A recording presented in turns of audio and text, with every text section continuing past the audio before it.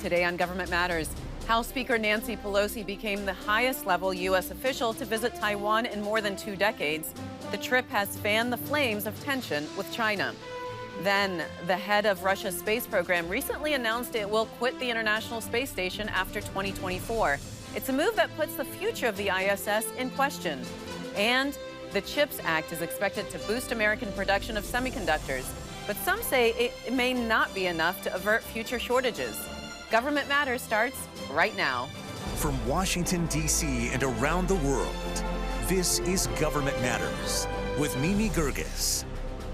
This is Government Matters, the only show covering the latest news trends and topics that matter to the business of government. I'm Mimi Geerges. Just days after Nancy Pelosi's visit to Taiwan, China started conducting live-fire missile drills around the contested territory. Yoon Soon is the director of the China program at the Stimson Center. Yoon, welcome to the program. Hi, Mimi. Thank you for having me. So China has been conducting these live-fire military drills around Taiwan as a result of Speaker Pelosi's visit. How significant is that? Well, this is pretty significant in terms of the framing, that the Chinese have framed this as a forced Taiwan Strait crisis. It has, in fact, project the Chinese military presence and also military threat to the not only the Taiwanese territorial borders, but also pose a direct security threat to the Taiwan island.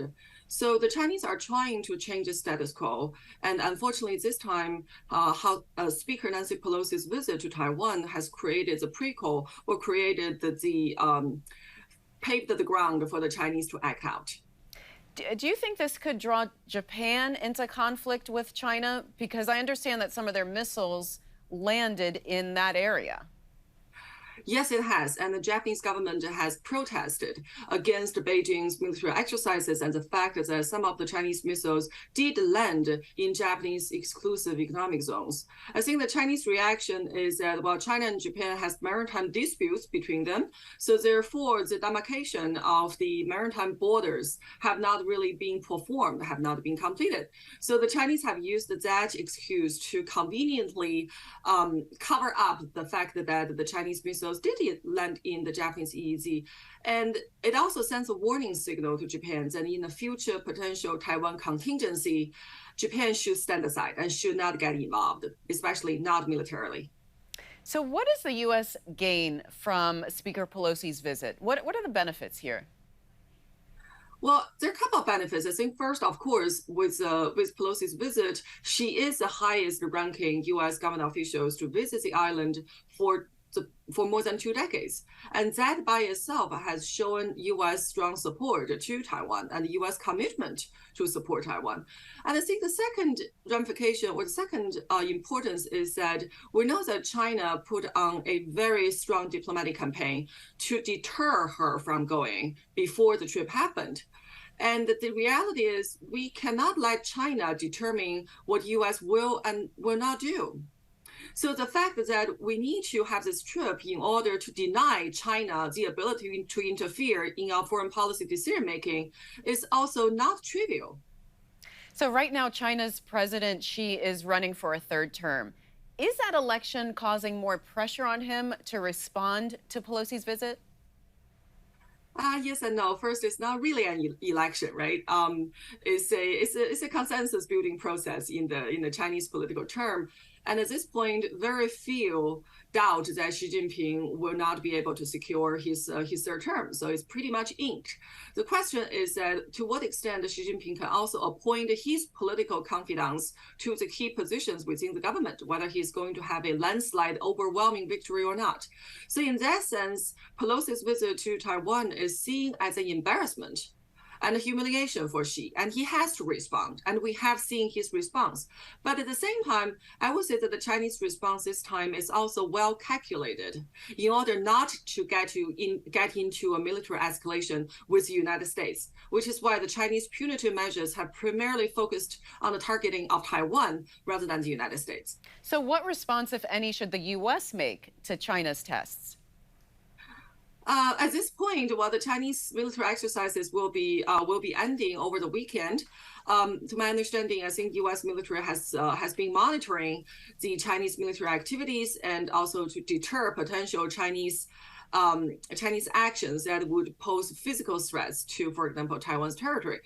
But at the same time, I think by the time these military exercises are over, what the U.S. will have to do is to look at the long-term impact of these military exercises and the precedent that is set, and the possibility, actually a pretty large potential, that China will repeat these military exercises because now they have a precedent. And to what extent the U.S. will correspondingly enhance its military assistance to Taiwan, I think that will be the most urgent question to be discussed. Well, you mentioned long-term impact, and that was my question, is do you think that the backlash will have a lasting impact on U.S.-China relations, or does it just blow over and things just go back to how they were? I think this is going to have an impact over U.S.-China relations because the Chinese have perceived the U.S. attempt to change the status quo over the Taiwan Strait for quite a while now. And now they are building up their case to say that, well, U.S. indeed has changed its policy. Therefore, China has also changed its policy. So I think for the Chinese, Speaker Pelosi's visit to Taiwan has served as a convenient justification to pave the ground for future Chinese assertive and aggressive military activities in the Taiwan Strait. So I do think that will have a long-term impact. So do you think it was a good idea, Yoon, for her to go? I mean, would you have encouraged her and recommended that she go to Taiwan? I think on one hand, we certainly cannot let China tell us what to do or what not to do. But on the other hand, I think there has also been the debate as for whether this has been the best timing. Because there's a proposal that she could go as a Speaker of the House, but perhaps she could go after the midterm election, which would be much less provocative for the Chinese, and the Chinese reaction will also be mitigated by the timing. So I think the trip by itself is justified, but in terms of the timing, there are different opinions. All right. Well, we will continue to watch this, Yoon, and see where this goes. Thank you so much for joining us. Thank you for having me, Mimi. Coming up on Government Matters, Russia once again threatened to pull out of the International Space Station. If they do, it could leave the ISS inoperable. Next, we explore the impacts it could have on the U.S. space program. Stay with us.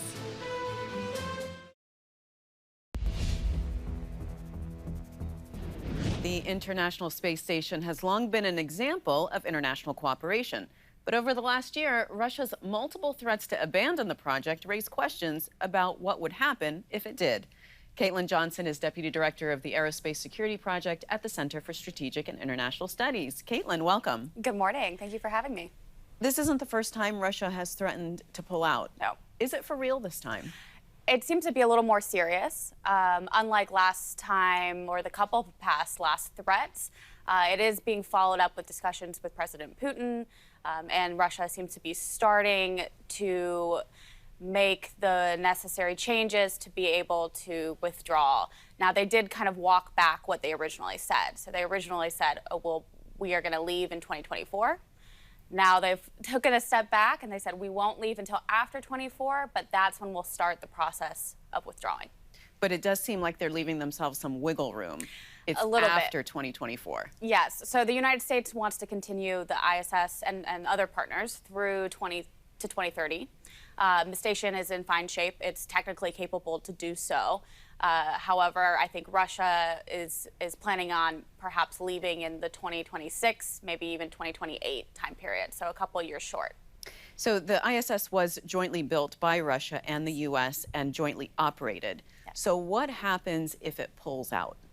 So actually, since the beginning of the ISS partnership, there has been a process for partners withdrawing. They had preemptively thought about this as a possibility, not maybe Russia in particular, but any of the couple of ISS partners that we have. And so there is a bunch of standards that you have to commit to.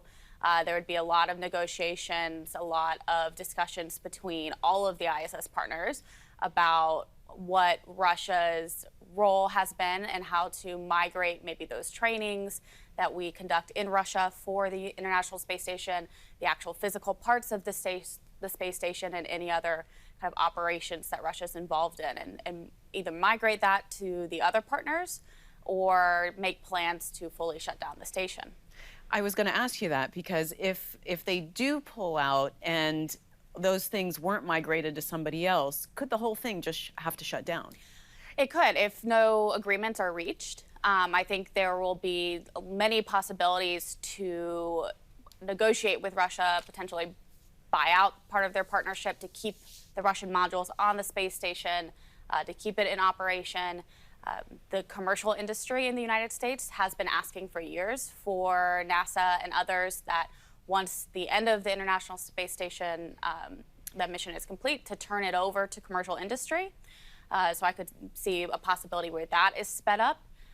So there are a lot of options, I think, and our diplomats and people at NASA and the State Department will be very busy for the next couple of years. So there's a lot of scientific experimentation going on the ISS. What happens to that if Russia pulls out? Sure. Well, the nations typically have different science experiments ongoing.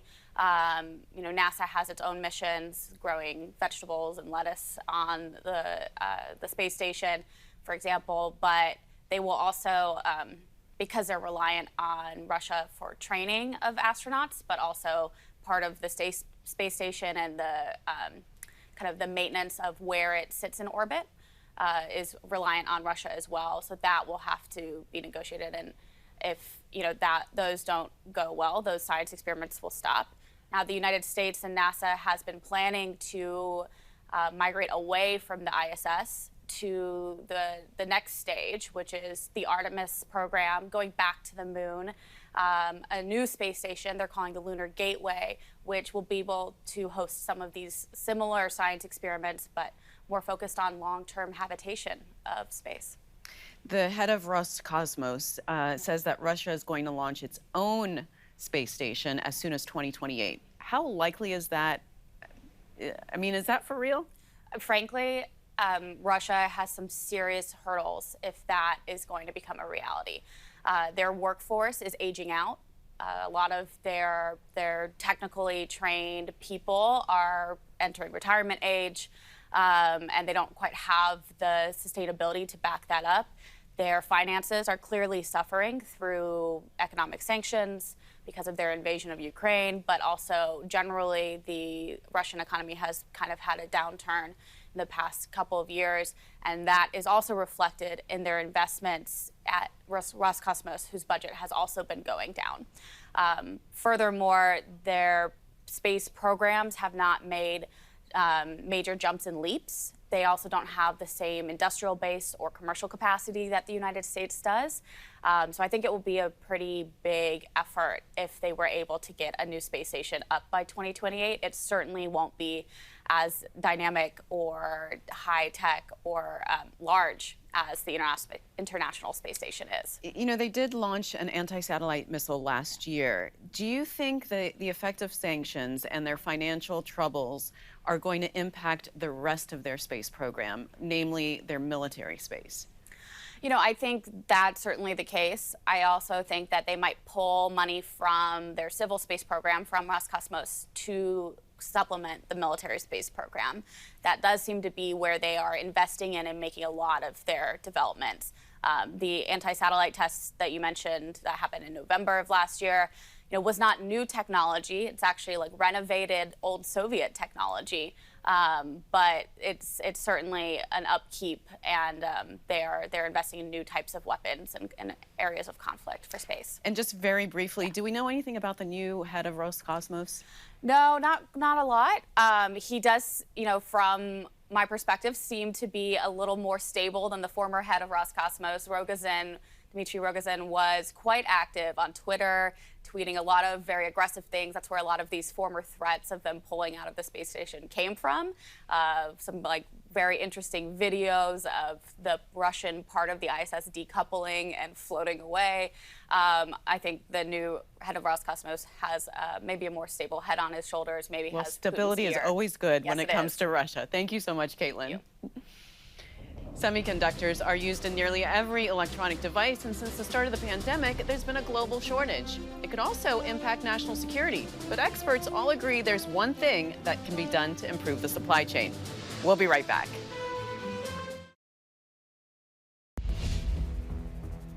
Earlier this year, the White House said a semiconductor shortage could cause historic damage to the U.S., undercut technological competitiveness, and give our adversaries a military advantage.